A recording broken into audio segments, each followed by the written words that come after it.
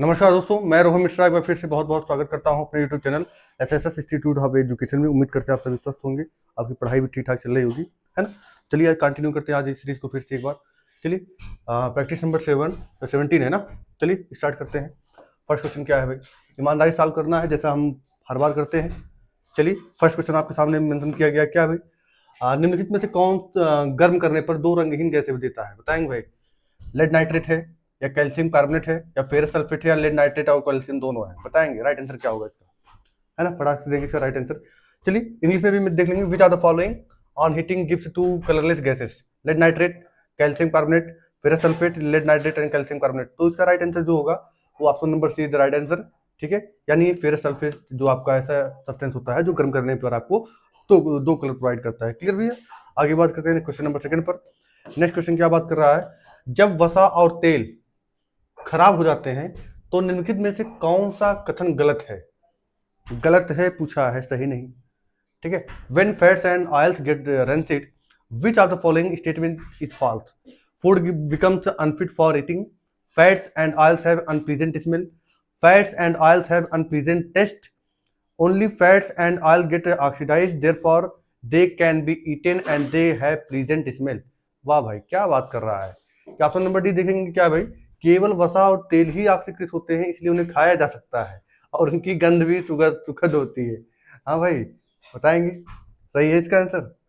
चलिए भाई, ये इसका राइट आंसर है, सुखद नहीं होती भाई, ये सुखद नहीं होती है, बाकी बहुत दुखद होती है। चलिए नेक्स्ट क्वेश्चन, प्रश्न नंबर 3 क्या कर रहा है, संक्षारण के संबंध में गलत कथन है। False statement regarding corrosion is metals get decayed. B कह रहा है corrosion of iron is called rusting. C कह रहा है rusting of iron is a redox reaction. Corrosion of metals is not harmful. बताएंगे भाई, है ना। राइट आंसर इसका मेंशन करेंगे फटाफट से, क्या होगा। अगर हम इसके राइट आंसर की बात करें तो इसका जो राइट आंसर होगा वो ऑप्शन नंबर डी। देखिए कह रहा है corrosion of metals is not harmful, धातुओं का संक्षारण हानिकारक नहीं है। ये कहाँ संभव है भाई, ये तो एकदम सीधे सीधे नाइंसाफी की बात कर रहा है। चलिए next question,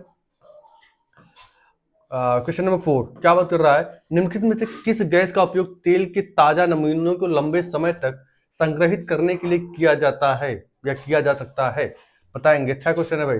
which are the following gases can be use for storage of fresh sample of an oil for a long time, बताएंगे राइट आंसर क्या होगा। कार्बन डाइऑक्साइड या ऑक्सीजन पहला ऑप्शन है।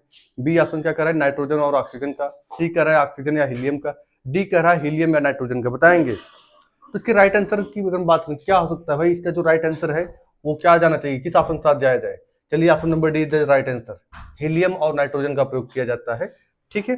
चलिए नेक्स्ट क्वेश्चन, क्वेश्चन नंबर 5 क्या बात कर रहा है कि प्रयोगशाला में ऑक्सीजन गैस बनाने के लिए निम्नलिखित अभिक्रिया का उपयोग किया जाता है ना।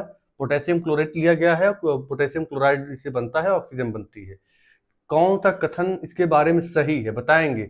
यह एक अपघटन क्रिया है और उष्माशोषी है। बी कह रहा है यह एक कॉम्बिनेशन रिएक्शन है और ये एक्सोथर्मिक है। सी कह रहा है कि ये जो है डिकम्पोजिशन रिएक्शन है बट ये क्या है, एक्सोथर्मिक है। फिर डी की बात ये कर रहा है कि यह प्रकाश रासायनिक अपघटन क्रिया है और उष्माक्षेपी है। इंग्लिश में भी देख लीजिए भाई एक बार, दोनों क्या हो सकता है राइट आंसर, बताएंगे, है ना। देखिए अगर मैं बात करूं इस क्वेश्चन के आंसर की, तो पहली बात अगर डिकम्पोजिशन रिएक्शन है, ये तो बात क्लियर है, ये डिकम्पोजिशन रिएक्शन है, डेफिनेटली ये है क्या है, डिकम्पोजिशन है। और डिकम्पोज अगर कोई सब्सटेंस है इसको डिकम्पोज किया जा रहा है तो यहाँ पर रिक्वायर्ड होती है हीट की। यहाँ जो भी सब्सटेंस मिलेगा वो मैटर नहीं करता है, मैटर ये करता है कि ये क्या है, यहाँ पर हीट की रिक्वायरमेंट होती है और हीट की रिक्वायरमेंट हमेशा एंडोथर्मिक रिएक्शन में होती है। तो आपका राइट आंसर क्या होना चाहिए, it is a decomposition reaction and endothermic. तो option number A is the right answer. चलिए नेक्स्ट क्वेश्चन क्या बात कर रहा है, दर्पण द्वारा बना प्रतिबिंब हमेशा आभासी, सीधा और वस्तु से छोटा होता है, दर्पण कौन सा है, बताएंगे भाई। The image found by a mirror is always virtually erect and smaller than object this mirror is. इसका जो राइट आंसर होगा वो होगा आप option number B is the right answer.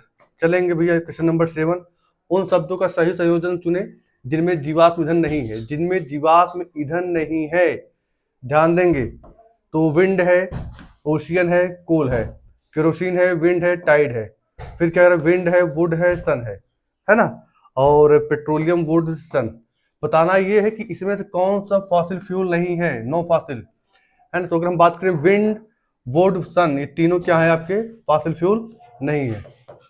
चलिए क्वेश्चन नंबर 8 की बात करते हैं। क्या भूजल निम्न में से किस कारण से कम नहीं होगा?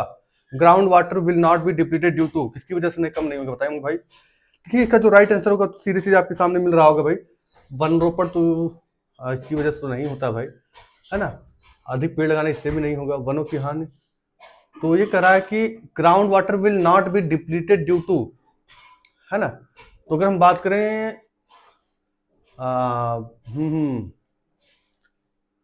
वनों की हानि और वर्षा में कमी, है ना। इसका जो राइट आंसर होगा प्लांटिंग मोर ट्रीज, है ना। इंग्लिश में देखेंगे प्लांटिंग मोर ट्रीज, ठीक है भैया। इससे जो है ग्राउंड वाटर में not be depleted due to, क्या पूछा, भूजल में किस कारण से कम नहीं होगा, है ना। तो इसका जो राइट आंसर होगा भाई, अगर हम उसकी सही से बात करें तो ये आपका आंसर हमें लगता है डी जाना चाहिए, है ना, ऑप्शन ऑफ रेन, है ना। इससे नहीं होगा भाई, ठीक है, क्योंकि ग्राउंड वाटर की बात कर रहा है ना, ग्राउंड वाटर में कोई फर्क नहीं पड़ने वाला है, ठीक है। हाँ वो भले पीने योग्य नहीं बचेगा, वो बात अलग है। चलिए 9 नंबर क्वेश्चन क्या बात करें, 3R कौन सा होता है भाई। बात सीधी सीधी बात ही कर रहा है कि 3R का मतलब क्या होता है। 3R का मतलब रिड्यूस, रीयूज, रिडिस्ट्रीब्यूट, ये गलत हो गया, रिड्यूस, रिसाइकल, रीयूज, यही है option number D, option number D is the right answer, ठीक है। नेक्स्ट क्वेश्चन क्या बात कर रहा है, गंगा नदी में प्रचुर मात्रा में कोलिफॉर्म बैक्टीरिया का मुख्य कारण क्या है, मेन कारण क्या है, बताएंगे भैया।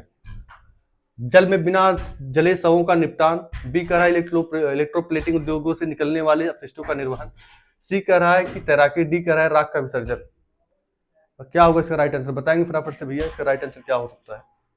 इसके राइट आंसर की बात करें तो इसका जो राइट आंसर होगा वो ऑप्शन नंबर बी होना चाहिए, ठीक है, आपका option number B, discharge of influence from electroplating industries, है ना भैया, इलेक्ट्रोप्लेटिंग उद्योगों से निकलने वाले अपशिष्टों का निर्वहन, ये आपका राइट आंसर होगा।